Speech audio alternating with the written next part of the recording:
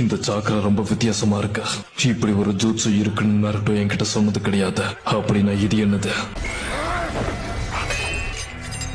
இதுக்கு வாய்ப்பே இல்ல. அந்த சாக்கராச்சா அவ்வளவு சீக்கிரமா தடுத்து நிறுத்த முடியாது. உன்னால மட்டும் எப்படி முடியுது? உன் கதை முடிஞ்சது ஹோச்சுசுகே.